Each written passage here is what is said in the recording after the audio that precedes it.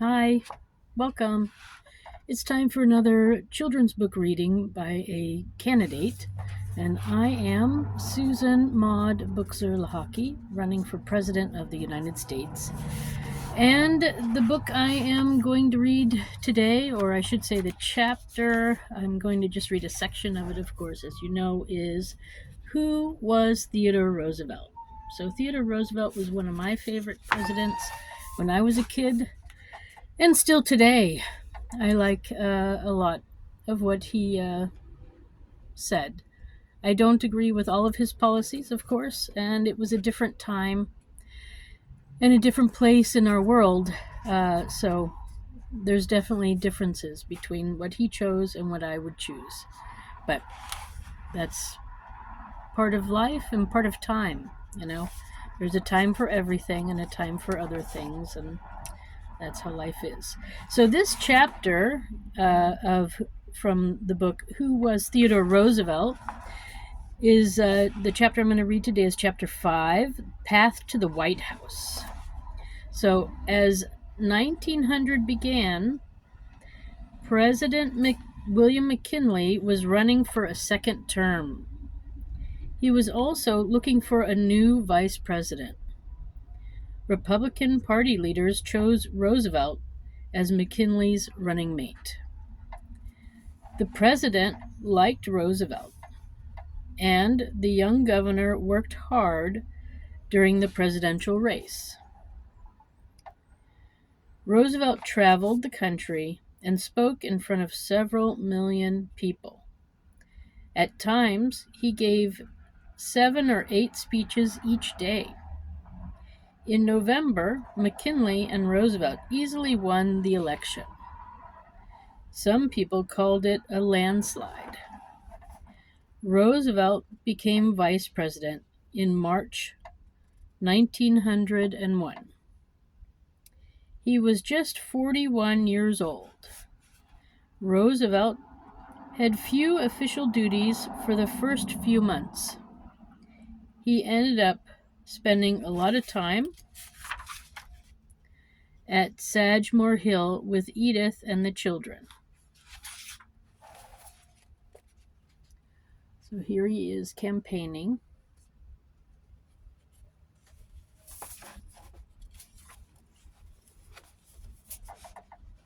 By now, Alice was a young woman of 17. Ted Jr. was almost 14. Kermit was 11. Ethel was 9. Archie had just turned 7, and Quentin was a toddler of 3. Roosevelt also took some time to go hunting in Colorado. Riding back home to Ethel, he said, "I have had great fun." Roosevelt was enjoying a leisurely summer. But on September 6th, while relaxing in Vermont, he received startling news. President McKinley had been shot by Leon Kozgos. I don't know how to pronounce the name. A former mill worker while visiting Buffalo, New York. McKinley died on September 14th, and Roosevelt was sworn in as the 26th President of the United States. Today happens to be September 14th. That's just by accident. So here he is with all his children and his wife. And then here he is swearing in Buffalo on this day back in 1901 on September 14th. At 42, he became the youngest president in the history of our country. To some, Roosevelt might have seemed too young, but he had almost 2 decades of political experience behind him and had demonstrated his courage on the battlefield. He had also shown his great intelligence through the many books he had written over the years. And he could get along with anyone, from the cowboys he met in the West, in the America West, to the wealthy people he knew in New York. The American people enjoyed having a youthful president who seemed to enjoy life and who knew how to communicate openly with them. So, here we go. There he is with different sorts of people.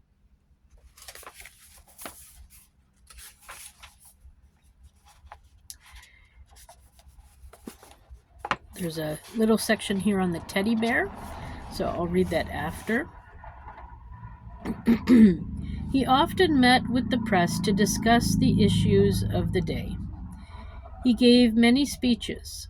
Roosevelt called his new office a bully pulpit, which meant that he was in an excellent position to make his ideas and opinions heard. Roosevelt was eager to carry out his policies of reform. He wasted no time challenging large companies that were harmful to the country. In 1902, the government started a legal case against the railroad company that Roosevelt thought was too big and powerful. The large company was called a trust. Roosevelt thought the railroad trust should be forced to separate into smaller businesses. After the government won the case, Roosevelt was known as a trust buster. Later that year, the country faced a huge coal strike. Coal miners in parts of Pennsylvania refused to work unless they got better pay and working conditions. So let me read just a little bit more. The mine owners refused to meet their demands. Roosevelt stepped in to help settle the strike. Presidents in the past had usually sided with business owners when they faced strikes. Roosevelt said he did not speak for the owners or the miners. I speak for the general public. But he thought the miners should be treated fairly. Roosevelt believed all Americans deserved fair treatment. It was part of what he called the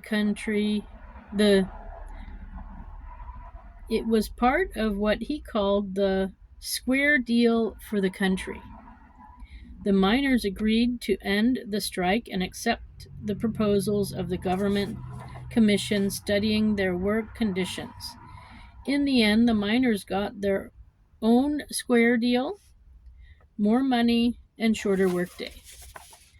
As president, Roosevelt also focused on international matters. The United States wanted to build a canal in Central America to link the Atlantic and Pacific Oceans.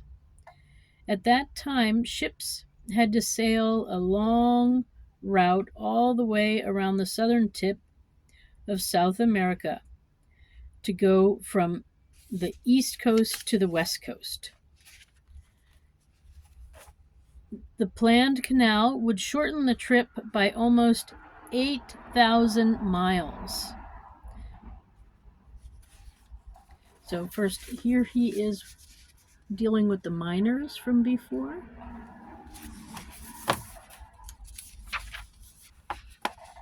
Roosevelt mistakenly thought he had a deal to buy land in what is now Panama to dig the canal.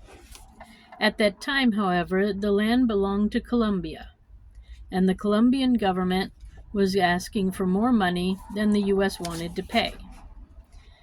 People in the region of Panama, however, wanted the canal as much as Roosevelt did, so they made plans to break away from Colombia and become an independent country. Roosevelt supported the revolt. In November 1903, he sent warships to the coast of Panama.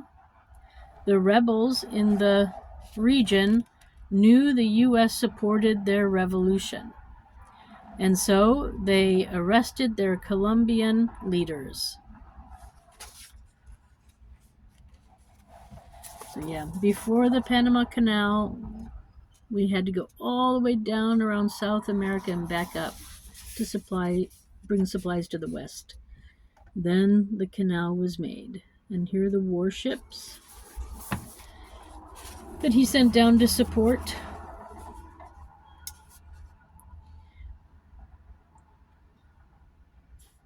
The presence of U.S. forces and payments made to Colombian troops ended the revolt peacefully. Panama had its independence, and Roosevelt bought land from Panama for the canal. It wasn't finished until after Roosevelt's presidency had ended, but his actions made the Panama Canal a reality. 3 years later, Roosevelt went to Panama. He became the first president to ever visit a foreign country while in office.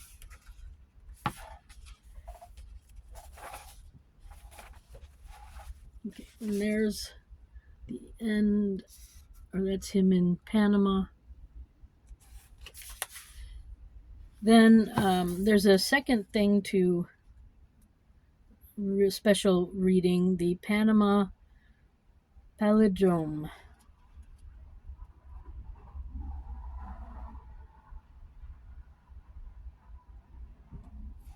So let me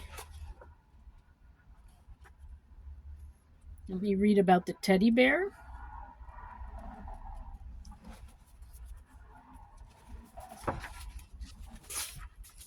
Okay, the teddy bear. During a hunting trip in 1902, friends hunting with Roosevelt in Mississippi came upon a small bear. They captured it and tied it to a tree so Roosevelt could easily kill it. When the president saw the small injured bear, he refused to kill it. But when the president saw that the small bear was seriously injured, he ordered it to be put out of its misery. Word of this reaching the press, people praised him for showing mercy on the bear. A cartoon appeared in the newspapers of Roosevelt with a bear cub, and the story quickly spread. More cartoons of the bear followed. Later that year, stuffed bears from Germany were being sold in New York as teddy bears. Roosevelt was quoted as saying, "I don't think my name is likely to be worth such much in the toy bear business, but you are welcome to use it." So there, that's how teddy bears got started.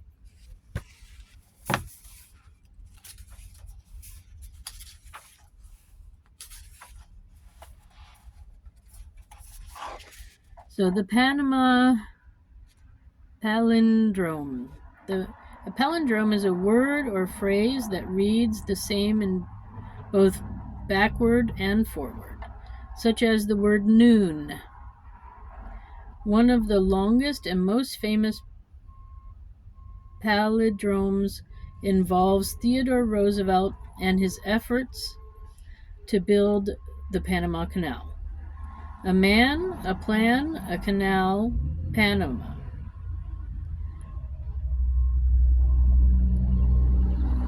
The man, of course, is Roosevelt.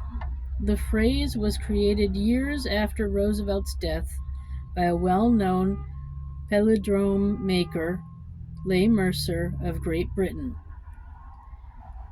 So, a man, a plan, a canal, Panama. So I guess it's less about Theodore Roosevelt and more about the writer. Okay, so that is the end of that for that's the end of that chapter. So that's the end of the story for this week. It was quite interesting and eye-opening, as usual. Thank you for stopping by. I hope you enjoyed that chapter of Who Was Theodore Roosevelt as much as I did. And I'll read you the next chapter next week.